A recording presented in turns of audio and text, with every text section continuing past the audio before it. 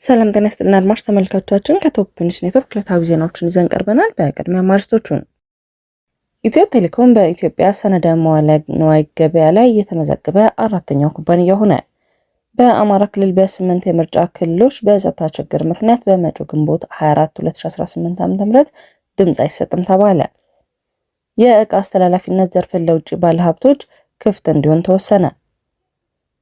ጀነራል ታደሰ ወረደ ወደ አዲስ አበባ እንዳይጓዙና ከፌደራል መንግስት ባለስልጣናት ጋር እንዳይገናኙ በሚል ታግተዋል ተባለ። የተባበሩት አረብ ኤሚሬትስ የኮሎምቢያ ቅጥረኛ ተዋጊዎችን የሱዳኑ ፈጥኖ ደራሽ ድጋፍ ሰጪ ኃይል ጎን ተሰልፈው እንዲዋጉ ማሰማራቷ ተገለጸ። መንግስታዊ የቴሌኮም አገልግሎት አቅራቢ ተቋም ኢትዮ ቴሌኮም በኢትዮጵያ ሰነደ መዋዕለ ገበያ የተመዘገበ አራተኛ ኩባንያ ሆኗል።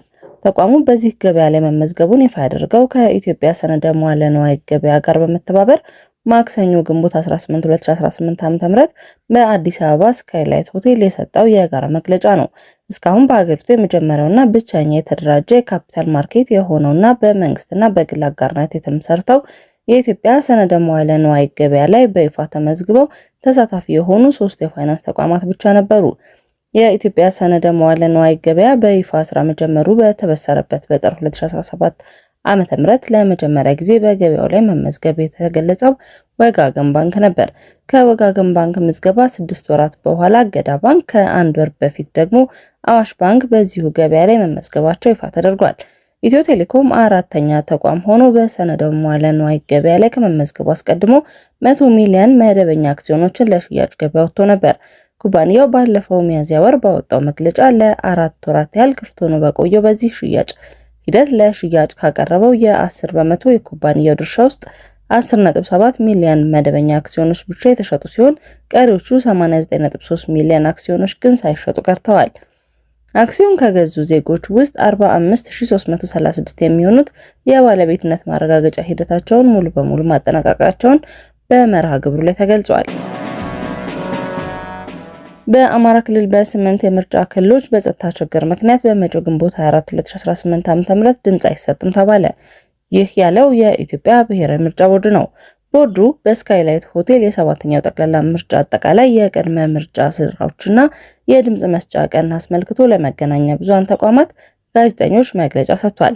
መግለጫውን የሰጡት የቦርዱ ዋና ሰብሳቢ ወይዘሮ ሜላትወርቅ ኃይሉ ናቸው። ሰብሳቢዋ በምርጫ ሂደቱ ላይ ችግር የነበረባቸው ጣቢያዎች ላይ ተመዝግበው የነበሩ መራጮች እንዲሰረዙና የምርጫ ድምጽ በሚሰጥበት ቀን መራጮች የተመዘገቡትን ድምጽ እንዲሰጡ ለማድረግ መታቀዱን ተናግረዋል። ለምሳሌም በአማራ ክልል ግምጃ ቤት ከተማ፣ በሶማሌ ክልል ሰገግና በሌሎችም አካባቢዎች የተመዘገቡ መራጮች ምዝገባው እንዲሰረዝና በዕለቱ እየተመዘገቡ ድምጽ እንዲሰጡ ለማድረግ ታቅዷል ተብሏል። በጸጥታ ችግር ምክንያት በ7 ብሔራዊ ምርጫ ላይ የምርጫ የማይካሄዱ አካባቢዎች በተመለከተ የቦርድ ሰብሳቢ ወይዘሮ ሜላትወርቅ ኃይሉ ሲያስረዱ በአማራ ክልል 8 ምርጫ ክልሎች ምርጫ አይካሄድም ሲሉ አስረድተዋል።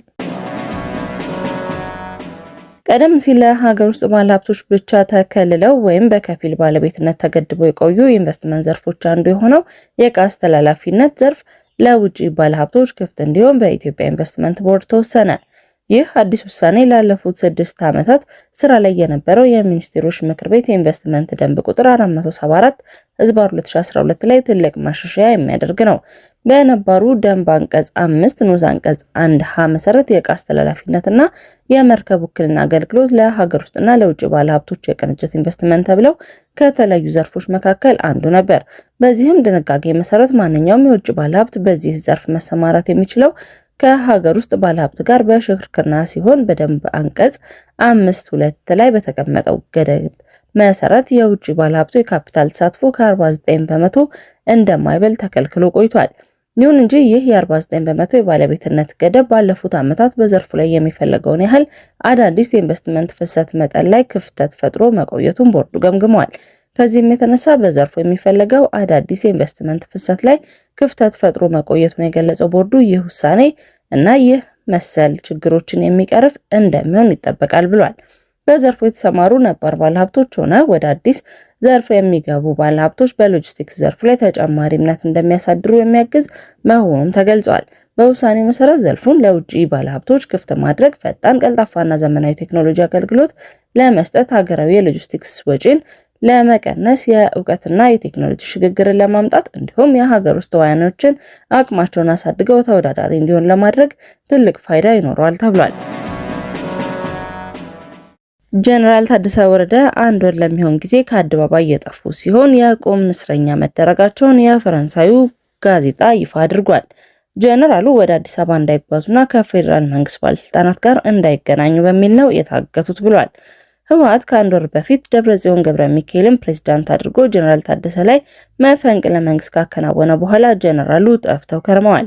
ከዚህም የመፈንቅለ መንግስት አስተዳደር በኋላ በአደባባይ ያልታዩት ጀነራል ታደሰ ወረደ የጠፉ በሚል ብዙዎች ሲጠይቁ ነበር። ለዚህም ጥያቄ መልስ የሚሆነው መረጃ ይፋ ተደርጓል። ታማኙ የፈረንሳይ ጋዜጣ አፍሪካን ኢንተለጀንስ ለጉዳዩ ሰማሁት ያለው መረጃ ምንጮችን ዋቢ አድርጎ ዘግቧል። ጀነራል ታደሰ ወረደ ከመቀሌ እንዳይወጡና እንዳይንቀሳቀሱ ታግተው እንደሚገኙ አረጋግጫለሁ ብሏል። የተባበሩት አረብ ኤምሬትስ በሱዳን እየተካሄደ ባለው የእርስ በርስ ጦርነት ውስጥ እጇን በማስገባት የኮሎምቢያ የግል ወታደራዊ ቅጥረኛ ተዋጊዎችን ለፈጥኖ ደራሽ ድጋፍ ሰጪ ኃይል ማሰማራቷን ሂዩማን ራይትስ ዋች ባወጣው አዲስ ምርመራ ሪፖርት ይፋ አድርጓል። በሪፖርቱ መሰረት በአቡዳቢ የሚገኝና ከሀገሪቱ ገዢ ቤተሰቦች ጋር ጥብቅ ቁርኝነት ያለው የደህንነት ኩባንያ እነዚህን የላቲን አሜሪካ ተዋጊዎችን በመመልመልና በኤምሬትስ ወታደራዊ የጦር ሰፈሮች ውስጥ ስልጠና እንዲያገኙ በማድረግ ወደ ሱዳን የጦር ቀጠና አሰማርቷል። ይህ ድርጊት ኤምሬትስ በሱዳን እየተፈጸሙ ያሉ የጦር ወንጀሎችና በሰብአዊነት ላይ የሚደርሱ የከፉ ጥቃቶችን በቀጥታ በመደገፍና በማገዝ ረገድ ተባባሪ ሊያደርጋት እንደሚችል ተገልጿል። እንደ አውሮፓውያን አቆጣጠር በጥቅምት ወር 2025 የሱዳን ፈጥኖ ደራሽ ድጋፍ ኃይል የሰሜን ዳርፉር መዲና የሆነችው አልፋሽርን ለ18 ወራት ከበባ ካደረገ በኋላ ሙሉ በሙሉ መቆጣጠሩ ይታወሳል። በዚህም የከበባና የቁጥጥር ወቅት በከተማዋና በዙሪያዋ ባሉ ሰላማዊ ሰዎች ላይ የጅምላ ግድያ፣ አስገድዶ መድፈርና ሰብአዊ መብት ረገጣ መፈጸሙን የጠቀሰው ሪፖርቱ በተለይም አካል ጉዳተኞችና ህጻናት ሳይቀሩ ለህልፈት መዳረጋቸውን ያመለክታል።